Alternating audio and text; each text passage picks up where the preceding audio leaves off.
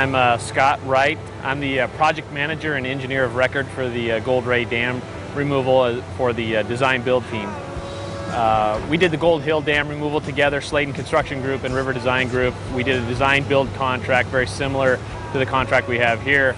And then we also worked together on the Savage Rapids Dam, so we had a lot of experience on the Rogue River, and so it made a pretty natural fit for us to be able to do this expedited project here on the Gold Ray Dam removal. So usually dam removal is a multi-year process. Fortunately on this project here, we had a lot of precedents already set, a lot of people familiar with dam removal, and since the Savage Rapids, Gold Hill, and Elk Creek dams had all come out in this basin within the last 3 years, there was a lot of understanding of dam removal in the process for permitting, and the agencies were very comfortable and familiar with it.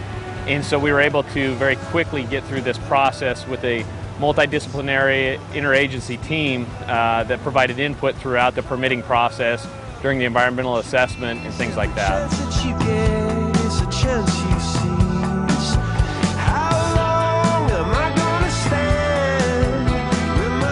The interagency team helped out a lot. Different people from NOAA Fisheries, Oregon Department of Fish and Wildlife, U.S. Fish and Wildlife, in all the different agencies were very helpful in coming to a point where we could get permits for this project and understanding the impacts of what's out here and how it would happen.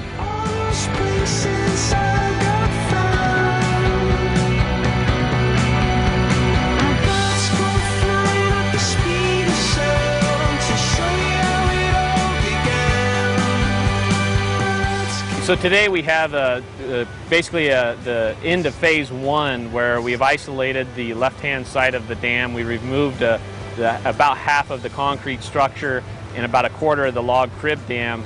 And then now we'll be draining Tolo Slough, which is kind of the end of phase one.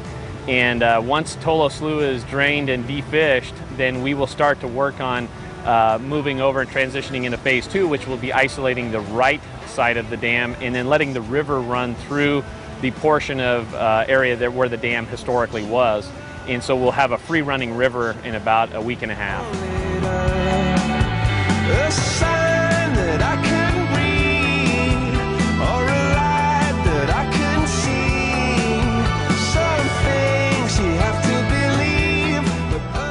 Boy, I'm most proud of just being involved with kind of the restoration that's happening in the Rogue River. Having been involved with the Gold Hill Dam, the Savage to some degree, and then now the Gold Ray.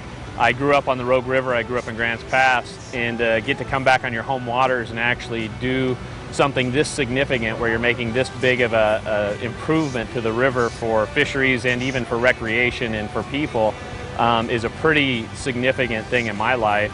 And the nice thing too is I've been able to bring my kids and my family along on all these projects, and they've had a great time just seeing the changes in the Rogue River. And so now my kids ask, which dam are we removing this year, Dad? And so that's a pretty neat opportunity, kind of a legacy where, you know, they'll get to see dams being removed on the Rogue River, whereas when I was growing up in this area in Southern Oregon, I was watching them get built. I watched the Applegate Dam get built, and then watched the Elk Creek Dam started, you know, and then halted. And so that's what I saw when I was growing up, and asked my dad, you know, what's the next dam that's going to get built? And my kids are asking me the opposite question now.